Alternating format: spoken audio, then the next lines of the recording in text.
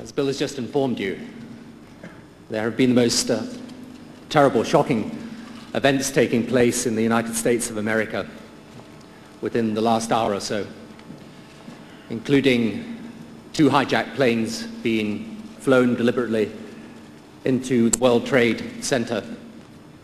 I'm afraid we can only imagine the terror and the carnage there, and the many, many innocent people that will have lost their lives. I know that you would want to join with me in sending the deepest condolences to President Bush and to the American people on behalf of the British people at these terrible events. This mass terrorism is the new evil in our world today. It is perpetrated by fanatics who are utterly indifferent to the sanctity of human life. And we, the democracies of this world, are going to have to come together to fight it together and eradicate this evil completely from our world. Delegates, I hope you will understand that I don't believe it. Everyone was in tears, dogs were howling, everyone was on the street, everyone was on the rooftops. It was just a moment of disbelief. And there still are. I'm on the 12th floor looking straight at what used to be the Twin Towers. There's only one. The second one is going down now. As I speak live, the second one is now collapsed down to the ground. That's both of them gone, and there's just powers of smoke everywhere. That must have been an explosion as well. Right, Nick, so the second tower, we're seeing these pictures now live here on ITV. The second tower has just collapsed. And again, tell us what you can see around you. I can just see enormous smoke, enormous chaos everywhere. It's just unreal. There were the Twin Towers, which were the feature of New York, and now they're not there. And presumably there must be a great deal of noise, smoke, debris. Everything. I mean, the amount. With Peter Dobby and Jane Hill, brought to you on BBC One and on BBC News 24. Let's update you on the afternoon's events in both New York and Washington. We'll bring you the very latest pictures. We'll play those in right now for you. What you're looking at is what is left of the World Trade Center. Just before 2 o'clock our time, 2 planes were flown into the World Trade Center. The chaos is going right out to the Houston River. This must be affecting thousands. All 110 floors of the building collapsed.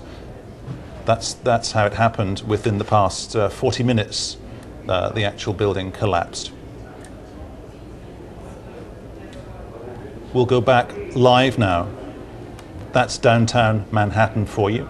The World Trade Center buildings, very close to Wall Street. I think you can just see the Empire State Building just slightly above our live logo. What happened in Washington was that a plane was also flown in to the Pentagon.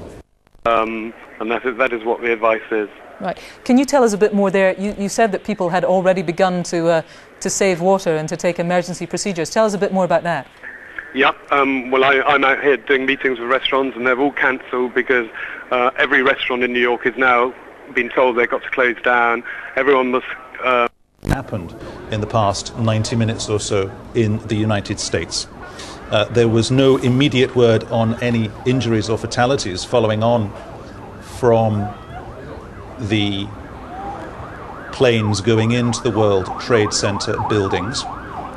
We're now being told from New York that the second tower has either begun to collapse or has indeed fully collapsed. Another building, 110 floors in height. The 2 buildings that make up the World Trade Center are home during office hours to about 50,000 people. Those pictures live from New York. Initially, the security sources in the United States were saying just 6 people had been injured. Obviously, looking at those pictures, more than 6 people are going to be injured. More than 6 people are going to have lost their lives today. As we were hearing earlier on here on BBC News 24, Another hijacked aircraft is, we are being told by the wire services, out of the United States on its way to Washington.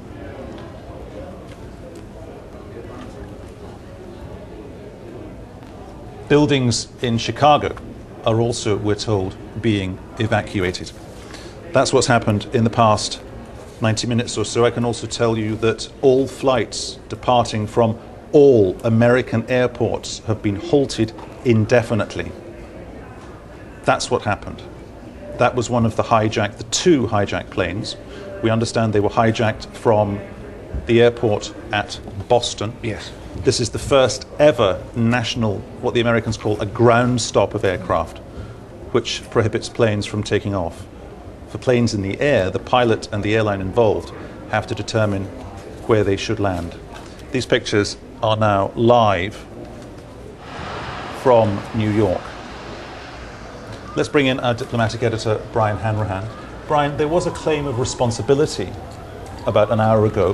What's your reading of that? Well, that's been denied since. I expect we'll hear a great deal of different people making different claims about this.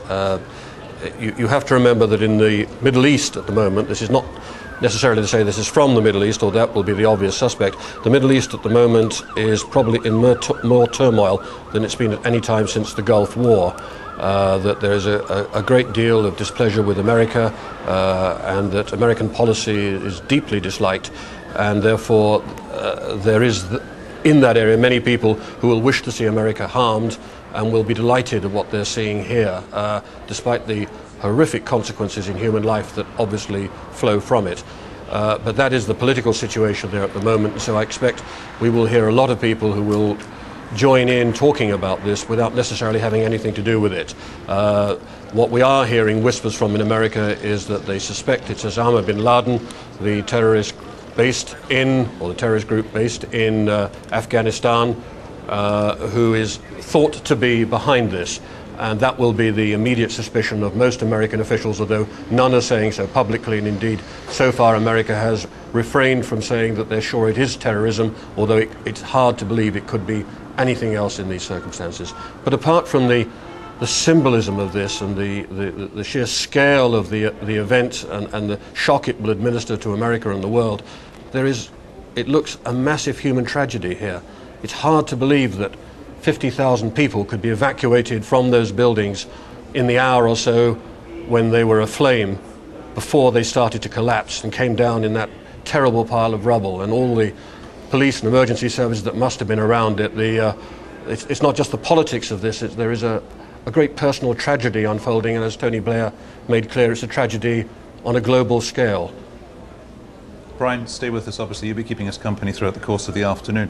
These pictures are not live. These pictures have been fed into us here at the BBC in London. We'll stay with these pictures because we are also expecting pictures, we understand, of the second tower collapsing. That's what you're looking at the moment. The second tower that used to make up the World Trade Center collapsing. 110 floors of a building brought down to ground. Well, we will stay with these pictures, and joining me on the telephone line now is James Rubin, of course, former Assistant Secretary of State in the US, now based here in Britain. He joins me on the telephone. James Rubin, I don't know how many of these pictures you've been able to see in the last hour and a half, but can you just give us your initial reactions to these events across the US?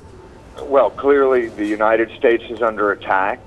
This is the biggest terrorist event in modern history. Clearly it was... Wouldn't have given the American military very long to marshal their resources in that instance. Indeed, and it may be that that plane only veered from its flight path right at the end. We don't know exactly what its destination was, but if it was coming into LaGuardia Airport in New York, that is literally yards from the Twin Towers, and it may only have veered from its proposed route right at the end, and it may be that the people who were in control of that aircraft, whoever they were able to fly the plane as normal until approaching Manhattan itself.